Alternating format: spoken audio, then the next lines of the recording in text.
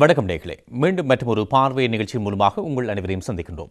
சமகாலத்தில் முக்கியத்துவம் பெற்றுள்ள முதன்மை செய்திகளின் தொகுப்புகளுடன் வாராந்தம் புதன்கிழமைகளில் இரவு 9 மணிக்கு உங்கள் டிவிஏ தொலைக்காட்சியில் பார்வை நிகழ்ச்சி ஒளிபரப்பாகவிருக்கிறது. இந்த நிகழ்ச்சி மூலம் சர்வதேச மற்றும் கனேடிய விவகாரங்களில் முக்கியமான சிலவற்றை உங்களுக்கு விரிவாக வழங்கியிருக்கிறோம். அத்துடன் பல்வேறு விடயங்கள் தொடர்பாக துறை சார்ந்தவர்கள், ஊடகவியலாளர்கள், தமிழ் சமூக பிரதிநிதிகள் என பலருடனான நேர்காணல்களையும் இந்த நிகழ்ச்சி தாங்கி வருகிறது. இன்றைய பார்வையில் 6ஆம் ஆண்டு தமிழின படுகொலை வார நினைவுகூரல் உட்பட்ட இலங்கை நிலவரம், சொத்து குவிப்பு வழக்கிலிருந்து ஜெயலலிதா விடுவிக்கப்பட்டமை ஏற்படுத்தியிருக்கின்ற சர்ச்சை, கடலில் தத்தளிக்கும் பங்களாதேஷ் மற்றும் மியான்மர் அகதிகளின் ஆவல நிலை, இருதரப்பு உறவை வலுப்படுத்தும் முயற்சியாக அமெரிக்க ராஜாங்க செயலாளரின் ரஷ்ய பயணம் என்பன குறித்து பார்க்கவிருக்கிறோம்.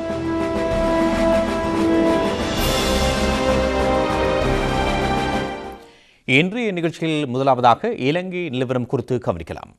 இலங்கையில் இறுதி யுத்தம் முடிவுற்று 6 ஆண்டுகள் பூர்த்தியாகும் நிலையில் இலங்கை படைகளால் கொல்லப்பட்ட தமிழ் மக்களை நினைவுகூரும் ஞாபகமாக நினைவேந்தல் வார நிகழ்வுகள் ஆரம்பமாக இருக்கின்றன.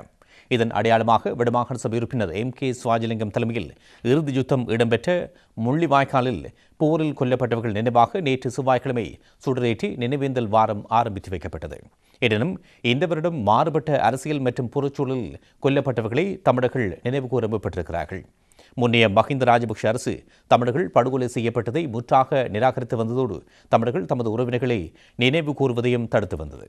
இந்நிலையில் மைத்ரிபால சிறிசேன தலைமையிலான புதிய அரசு ஜனநாயக மறுசீரமைப்பு என்ற பிரச்சாரத்துடன் பதவியேற்றிருக்கும் நிலையில் நினைவு வணக்க நிகழ்வுகளை பரவலாக மேற்கொள்வதற்கு தமிழர்கள் முற்பட்டிருக்கின்றனர். எனினும் மறைமுகமான அச்சுறுத்தல்கள் தொடர்வதாகவும் இவ்வாறான ஏற்பாடுகளை செய்கின்றவர்கள் கண்காணிக்கப்படுவதாகவும் வடக்கிலிருந்து கிடைக்கும் செய்திகள் தெரிவிக்கின்றன. இந்த விடயங்களை உள்ளடக்கிய மேலதிக விவரங்களை நீங்கள் தொடர்ந்து கவனிக்கலாம்.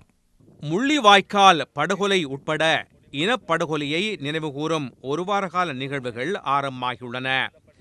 இறுதிப் போரில் கொல்லப்பட்டவர்களுக்கான நினைவேந்தல் வாரத்தை வடமாகாண சபை உறுப்பினர் MK சிவாஜிலிங்கம் செவ்வாய்க்கிழமை முள்ளிவாய்க்காலில் நினைவு சுடரேற்றி ஆரம்பித்து வைத்தார்.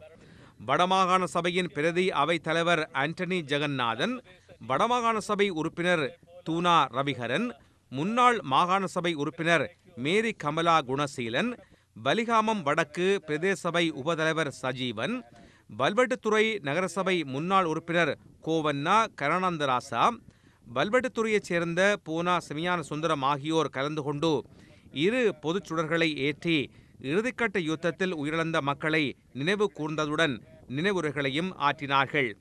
முள்ளிவாய்க்கால் இனப்படுகொலையை நினைவுகூரும் வகையில் இன்றிலிருந்து 18ஆம் தேதி வரையிலான காலப்பகுதியை நினைவு வாரமாக கடைபிடிக்க வேண்டுமென சிவாஜிலிங்கம் கோரிக்கை விடுத்தார். முள்ளிவாய்க்கால் நினைவேந்தல் நிகழ்வொன்று இதுவரும் வெள்ளிக்கிழமை யாழ்ப்பாணம் முற்றவழியில் இடம்பெறும் என அவர் புதன்கிழமை அறிவித்தார். முற்றவழியில் இருக்கும் தமிழராட்சி மாநாட்டில் உயிர்ந்தவர்களின் நினைவு தூவிக்கு முன்பாக அனைவரையும் ஒன்று கூடுமாறு அவர் அழைப்பும் விடுத்துள்ளார்.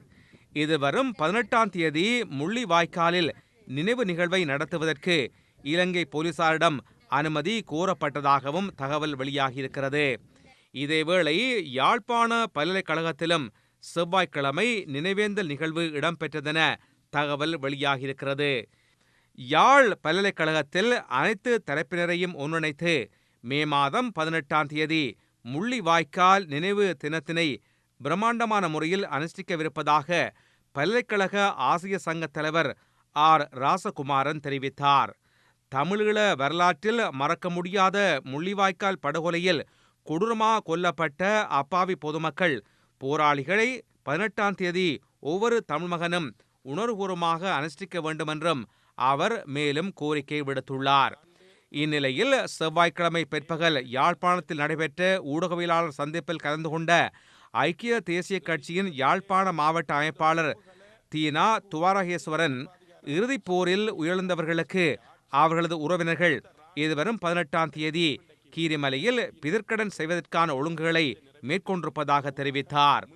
இறுதிப் போரில் உயிரிழந்தவர்களின் உறவினர்கள் 2000 பேர் பிதிர்க்கடன்களை செய்வதற்கான ஒழுங்குகள் செய்யப்பட்டுள்ளன. காலை 6 மணிக்கு கீரிமலையில் பிதிர்க்கடன் நிறைவேற்றல் நடைபெறும். அதன் பின்னர் நகுலேஸ்வரத்தில் யாகம் நடத்தப்பட உள்ளது என அவர் கூறியிருக்கிறார். கிளிநொச்சி, முல்லைத்தீவு மாவட்டங்களைச் சேர்ந்தவர்களுக்காக விசேட பஸ் சேவை ஒழுங்கு செய்யப்பட்டுள்ளது. இது அரசியல் சார்ந்த நிகழ்வோ அல்லது இராணுவத்தினரை சீண்டும் நிகழ்வோ இல்லை. இறந்த ஆன்மாக்களை ஆசுவாசப்படுத்துவதற்கான நிகழ்வு மாத்திரமே. அதனால் அனைவரும் கட்சி பேதமின்றி நிகழ்ச்சியில் பங்கு பெற்ற வேண்டுமென துவாகேஸ்வரன் கோரிக்கை விடுத்தார். கடந்த அரசாங்கம் இத்தகைய நிகழ்வை தடுத்தமையினால் இன்று வீட்டுக்கு சென்றுள்ளது. அந்த படிப்பினையை வைத்து இன்றைய அரசாங்கம் அவ்வாறு செய்யாது என நம்புவதாகவும் அவர் மேலும் தெரிவித்தார். இந்நிலையில் நாட்டில் பயங்கரவாதிகளுக்காக அஞ்சலி செலுத்த முடியாது, எனினும் போரில் உயிரிழந்த தங்களின் சொந்தங்களுக்காக அஞ்சலி செலுத்த வடக்கு மக்களுக்கு உரிமை உண்டு என பௌத்த சாசன அமைச்சர் கரு ஜெயசூரிய தெரிவித்துள்ளார். இதனிடையே தமிழர் பிரச்சினைக்கு தீர்வு காணும் காலம் கனிந்துவிட்டது. ஜனாதிபதி மைத்திரிபால சிறிசேனா மீது தமிழ் தேசிய கூட்டமைப்புக்கு திடமா நம்பிக்கை இருக்கிறது என கூட்டமைப்பின் தலைவரும் நாடாளுமன்ற உறுப்பினருமான இரா சம்பந்தர் தெரிவித்துள்ளார். மட்டக்களப்பு வந்தாரமூலை நீர்முக பிள்ளையார் ஆலய முன்றலில் சனிக்கிழமை நடைபெற்ற தமிழ் தேசிய கூட்டமைப்பின் விசேட பொதுக்கூட்டத்தில் அவர் உரையொன்றை நிகழ்த்தினார். கிழக்கு மாகாண அமைச்சர் கே துரைராசிங்கத்தை பாராட்டும் முகமாக கூட்டம் ஏற்பாடு செய்யப்பட்டிருந்தது. தமிழ் மக்களுக்கு நியாயமான ஒரு அரசியல் தீர்வை தாங்கள் வழங்க வேண்டும், அவர்கள் சம அந்தஸ்துடன் இலங்கையில் வாழ வேண்டும், சரித்திர ரீதியாக வாழ்ந்து வந்த பிரதேசங்களில் தமிழ் மக்களுக்கு சுயாட்சி இருக்க வேண்டும் என்ற உண்மையை ஜனாதிபதி மைத்திரிபால சிறிசேன சிங்கள மக்கள் மத்தியில் முன்வைப்பார் என்ற நம்பிக்கை தமக்கு இருப்பதாக சம்பந்தர் தெரிவித்தார். முன்னாள் ஜனாதிபதி மஹிந்த ராஜபக்ச தமிழ் சமூகத்தை ஏமாற்றுவதற்கு பல்வேறு முயற்சிகளை மேற்கொண்ட போதிலும் தாம் அவற்றுக்கு இடமளிக்கவில்லை என்றும் இரா சம்பந்தர் தெரிவித்தார். பாலிப்போடி சின்னத்துரை தலைமையில் நடைபெற்ற நிகழ்வில் தமிழ் தேசிய கூட்டமைப்பு நாடாளுமன்ற உறுப்பினர்களான எம்.ஏ. சுமந்திரன், பொன் செல்வராசா, சி ஜோகேஸ்வரன், பாவண்ணா அரியநேத்திரன், கிழக்கு மாகாண அமைச்சர் கே துரைராஜசிங்கம், மாகாண சபை உறுப்பினர்களான இரா துரைரட்னம், ஞாவண்ணா கிருஷ்ணபிள்ளை, தமிழரசு கட்சி இளைஞர் அணித்தலைவர் கி சேயோன் உட்பட பலரும் கலந்து கொண்டார்கள். கூட்டத்தில் உரையாற்றிய சுமந்திரன், முன்னிருந்த ஜனாதிபதிகள் வாக்குறுதி கொடுத்து வென்றார்கள், பின்னர் வாக்குறுதிகளை கைவிட்டார்கள். ஜனாதிபதி மைத்திரிபால சிறிசேன வாக்குறுதி அளித்து வென்று அந்த வாக்குறுதிகளை நிறைவேற்றியும் காட்டியிருப்பதால் அவர் மீது தங்களுக்கு நம்பிக்கை இருப்பதாக குறிப்பிட்டார். இதேவேளை வலிகாமத்தில் உள்ள மக்களின் குடிநீர் பிரச்சினையை தீர்ப்பதற்கு என்ன நடவடிக்கைகள் எடுக்கப்பட்டன என்று ஜனாதிபதி மைத்திரிபால சிறிசேன கேள்வி எழுப்பியுள்ளார். திங்கட்கிழமை கொழும்பில் இடம்பெற்ற அனர்த்த முகாமைத்துவம் தொடர்பான தேசிய சபையின் கூட்டத்தில் இந்த விடயம் குறித்து அவர் விளக்கம் கோரினார்.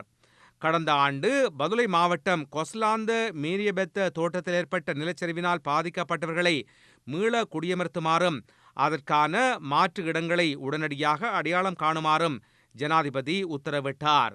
இந்நிலையில் முன்னாள் பாதுகாப்பு செயலாளர் கோட்டாபய ராஜபக்சவை கைது செய்வதற்கு இடைக்கால தடை விதிப்பதாக இலங்கையின் உச்ச நீதிமன்றம் புதன்கிழமை அறிவித்தது. நிதி மோசடி விசாரணை பிரிவுக்கு எதிராக கோட்டாபய ராஜபக்ச சமர்ப்பித்த அடிப்படை உரிமை மீறல் மனு விசாரணை செய்யப்படும் வரை அவரை கைது செய்வதற்கு தடை விதிப்பதாக உச்ச நீதிமன்றம் மேலும் குறிப்பிட்டது. நிதி மோசடி விசாரணை பிரிவு அரசியலமைப்புக்கு முரண் ஆனதென கோட்டாபய ராஜபக்ச திங்கட்கிழமை உச்ச நீதிமன்றத்தில் முறையீடு செய்தார். தாம் கைது செய்யப்படுவதை தடுப்பதற்காக அவர் அவ்வாறு முறைப்பாடு செய்தாரென கருதப்படுகிறது. இதனிடையே மண் அகழ்வுக்கு எதிராக மூதூரில் புதன்கிழமை ஆர்ப்பாட்டம் இடம்பெற்றுள்ளது. ரால்குழி கிராமத்தில் இடம்பெற்று வருகின்ற மண் அகழ்வை முற்றாக நிறுத்திவிடுமாறு கோரியும் இந்த செயலுக்கு துணை போகும் அரசு அதிகாரிகளையும் கண்டித்தும் மூதூர் ரால்குழியில் கவனஈர்ப்பு பேரணி இடம்பெற்றது. ரால்குழி பிள்ளையார் கோவிலில் ஆரம்பித்த இந்த பேரணி மட்டக்களப்பு திருகோணமலை A6 வீதி வரை இடம்பெற்றது. 12 சங்கங்கள் மற்றும் அமைப்புகள் என்பன இணைந்து இந்த பேரணியினை ஏற்பாடு செய்திருந்தன. ரால்குழி பகுதியில் சட்டவிரோதமாக மண் அகழ்வு இடம்பெறுவதனால் தமது விவசாய செய்கை பாதிக்கப்படுவதாகவும் வெள்ளப்பெருக்கு ஏற்படுவதாகவும் மீன்பிடி தொழில் பாதிக்கப்படுவதாகவும் பேரணியில் கலந்து கொண்டவர்கள் தெரிவித்தார்கள். இந்நிலையில் முள்ளிவாய்க்கால் படுகொலை சம்பவத்தை நினைவு கூறுகின்ற நிகழ்வுகள் வடக்கில் ஏற்பாடு செய்யப்பட்டு வருகின்ற நிலையில் இது பற்றிய மேலதிக விவரங்களை தகவல்களை அறிந்து கொள்ளும் முகமாக யாழ்ப்பாணத்திலிருந்து ஊடகவியலாளர் தயாபரன் அவர்களை இணைத்துக் கொண்டிருக்கின்றோம். வணக்கம் தயாபரன். ஆமாம் தேபரன், இந்த முள்ளிவாய்க்கால் படுகொலை என்று அடையாளப்படுத்தப்படுகின்ற மாபெரும் படுகொலை இடம்பெற்று 6 ஆண்டுகள் பூர்த்தியாகும் நிலையில் இதற்கான ஏற்பாடுகள் ஒரு புதிய பொருச்சொல்லே இடம்பெற்று வருவதாக அறியக்கூடியதாக இருக்கிறது. நேற்றைய தினம் MK சுவாஜிலிங்கம் தலைமையில் இதற்கான ஆரம்ப நினைவுச் சுடரிட்டல் வைபவம் இடம்பெற்றதாகவும் அறிவிக்கப்படுகிறது. இதனைத் தொடர்ந்து இது தொடர்பாக ஏற்பாடு செய்யப்படுகின்ற நிகழ்வுகள் மற்றும் ஏனைய விவரங்கள் தொடர்பாக நீங்கள் அறிந்தவற்றை பகிர்ந்து கொள்ள முடியுமா? ஆமாம், முள்ளிவாய்க்கால் நினைவேந்தல் வாரம் அறிவிக்கப்பட்டு நேற்றைய தினமான 12ஆம் தேதி முள்ளிவாய்க்காலில் நினைவேந்தல் சுடரேற்றல் அகவணக்கம் என்பவற்றுடன் நிகழ்வுகள் ஆரம்பமாகின்றன. மாவட்ட ரீதியாக ஒவ்வொரு மாவட்டங்களிலும் இவ்வாறு நிகழ்வுகளை முன்னெடுக்கப் போவதாக MK சிவாஜிலிங்கம் அறிவித்திருந்த நிலையில் நாளை மறுதினம் வெள்ளிக்கிழமை தந்தை செல்வா சதுக்கத்தில் யாழ் மாவட்டத்திற்கான நிகழ்வுகள் இடம்பெறும் என அறிவிக்கப்பட்டிருந்தது.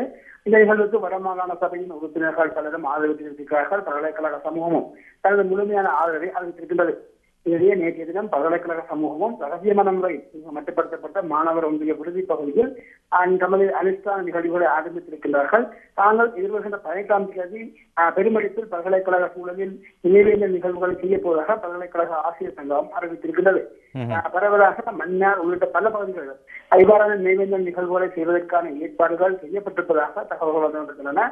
மறுபுறத்தை முள்ளிவாய்க்கால் கடற்கரையில் நினைவேந்தல் இறுதி நாள் நிகழ்வுகளை செய்ய போவதாகவும் அதற்கான அனுமதியை பெறுமாறு வடகிழந்திய காவல்துறை அதிபரிடம் தாங்கள் விண்ணப்பங்களை சமர்ப்பித்திருப்பதாக தமிழ் தேசிய கூட்டமைப்பு நாடாளுமன்ற உறுப்பினர் சிவஞானம் சுரேந்திரன் மற்றும் வடமாகாண சபையின் கல்வி அமைச்சர் குருவராய் ஆகியோர் விண்ணப்பித்து விட்டு காத்திருப்பதாக ஆனால் இதுவரை பதிலையும் கிடைக்கவில்லை என தனக்கு தகவல் கிடைத்திருப்பதாக சிவாய் தெரிவித்திருக்கின்றார். இதனிடையே தமிழ் தேசிய மக்கள் முன்னணி இறுதி நாளான மே 18ஆம் தேதி வடக்கு மற்றும் கிழக்கில் 2 வெவ்வேறு இடங்களில் நினைவேந்தல் நிகழ்வுகளை செய்யப்போவதாக அறிவித்திருக்கின்றது.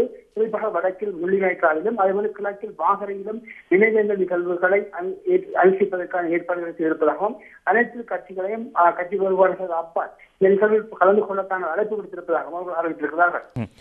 இந்த நிலையில் தேபரன், இப்பொழுது கடந்த ஆட்சியோடு ஒப்பிடுகின்ற பொழுது கடந்த 5 வருடங்களாக மஹிந்த ராஜபக்ஷ தலைமையிலான அரசு இவ்வாறு படுகொலை செய்யப்பட்ட மக்களை நினைவு கூற விடாமல் பல்வேறுபட்ட நெருக்குவாரங்களை அச்சுறுத்தல்களை தோற்றுவித்ததை நாங்கள் பார்த்து வந்திருக்கின்றோம். இப்பொழுது மைத்ரிபால சிறிசேன தலைமையில் ஆட்சி உருவாக்கப்பட்டு 1வது ஆண்டு நினைவு தினம் கடைக்கு பிடிக்கப்படுகின்ற ஒரு சூழல், அங்கே இருக்கக்கூடிய புறச்சூழல் எவ்வாறு இருக்கிறது, அச்சுறுத்தல் நிலவரம் எவ்வாறு இருக்கிறது, இது தொடர்பான நிலவரங்களை உண்மையில் ஆட்சி மாற்றத்தின் பின்னதாகவும் மாற்றங்களிலும் நிகழ்வதாக நம்பவில்லை.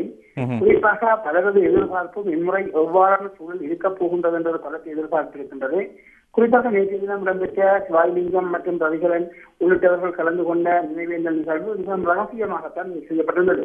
யாழ்ப்பாணத்திலிருந்து சிவாய்லிங்கம் தரப்பினரும் அதே போன்று ரவிகரன் அந்தரி ஜெகநாதன் உள்ளிட்டவர்கள் முல்லைத்தீவிலிருந்து வருகிறது நிகழ்வில் கலந்து கொண்டு நிகழ்வு முடியும் தருவாயில் தான் அவசரமாக காவல்துறையினர் ராணுவ புலனாய்வு பிரிவினர் அங்கு வருகின்றார்கள். அவர்களால் நிகழ்வை தடுக்கவோ எதனையோ செய்ய முடியாத சூழல் இருந்தது. நேற்று தினம் அதேபோன்று பல்கலைக்கழக மாணவர்கள் இத்தகைய நினைவேந்தல் நிகழ்வு நடத்தியதாக இருந்த நிலையில் பல்கலைக்கழக வளாகத்தினுள் புலனாய்வாளர்கள் சிவிலுடன் நுழைந்திருப்பதாக பல்கலைக்கழக மாணவர் ஒன்றியம் குற்றச்சாட்டுகளை முன்வைத்திருந்தது. இதனுடைய முதன்முதலாக ஒரு நினைவு கூறுதலுக்கான உரிமை என்ற தலைப்பின் கீழ் சிவில் சமூக அமையம் ஒரு நிகழ்வு ஒன்றை யாழ் போசன நூலகத்தில் கடந்த ஞாயிற்றுக்கிழமை நடத்தியிருந்தது. அந்த ஞாயிற்றுக்கிழமை நடத்தப்பட்ட நினைவு கூறுதலுக்கான உரிமை அந்த விவாத கூட்டத்தில் கூட கலந்து கொள்ள வந்த ஆர்வலர்கள் அனைவரும் யாழ் போசன நூலகத்தின் நுழைவாயில் வைத்து ராணுவ புலனாய்வு பிரிவினால் வீடியோ மற்றும் புகைப்படம் பிடிக்கப்பட்டதாக சிவில் சமூக அமையம் பகிரங்கமாக குற்றஞ்சாட்டி ஒரு ஊடக அறிக்கை விடுத்திருக்கிறது. தாங்கள் அதாவது அந்த நிகழ்வில் பங்கு பெற்ற வந்தவர்கள் போது பார்க்கப்பட்டதாகவும் அவர்கள் புகைப்படங்கள் மற்றும் வீடியோ படங்கள் எடுக்கப்பட்டு ஆவணப்படுத்தப்பட்டிருப்பதாகவும் இது ஒரு அச்சமான சூழலை ஏற்படுத்துவதாகவும் குற்றஞ்சாட்டியிருக்கின்றார்கள். மறுநாட்டு இளைஞரசின் அமைச்சர்கள் ஒருவரான கருஜிய சூரிய பகிரங்கமாகவே பயங்கரவாதிகளை நினைவு கூறுவதை அனுமதிக்க முடியாத என்ற கருத்து ஒன்றை கொழும்பில் தெரிவித்திருப்பதாக செய்திகள் வெளிவருகின்றன. இலங்கை காவல்துறை உள்ளிட்ட அனைத்து தரப்புகளும் அதாவது இம்முறை இலங்கை அரசு தனது ராணுவ புலனாய்வு கட்டமைப்புகளை நேரடியாக பயன்படுத்தாமல் காவல்துறையூடாக இத்தகைய நினைவுகூறல்களை தடுக்கலாம் அல்லது அதற்கு முட்டுக்கட்டை போடலாம் என்று எதிர்பார்ப்புகள் காணப்படுகின்றன. ஆனாலும் இப்போது அனைவருமே ஆர்வத்துடன் எதிர்பார்த்துக் கொண்டிருக்கின்றார்கள் என்ன நடக்கப் போகின்றது என்பது. அதாவது ஜனநாயகம் மாற்றம் என பல கருத்துக்களை கூறிக்கொண்டு வந்திருக்கின்ற மைத்திரி அரசு மேற்கூறுவதற்கான உரிமை தொடர்பாக என்ன செய்ய போகின்றது என்பது இப்போது அனைவரது நிகழ்ச்சிகளாக இருக்கின்றது. குறிப்பாக அவசரமாக இலங்கை அரசு போர் வெற்றி நாள் என்ற நிகழ்வை இப்போது ரத்து செய்துவிட்டு மே 18ஆம் தேதி யுத்தத்தில் உயர்ந்தவர்களுக்கான நினைவு நிகழ்வு என்ற நிகழ்வை அதாவது தமிழர்கள் சிங்களர்கள் என்ற எந்த ராணுவம் புலிகள் எந்த பாகுபாடும் அனைவருக்குமான நினைவேந்தல் நிகழ்வை நடத்தப் போவதாக அறிவித்திருக்கின்றது. இத்தகைய நிகழ்வுகளை பொதுவாக நடத்தி தமிழ் மக்கள் இனஅழிப்புக்குள்ளான மக்களை நினைவு கூறுவதை தடுக்கலாம் என்ற எதிர்பார்ப்பு பலதரப்பு வந்திருக்கிறது.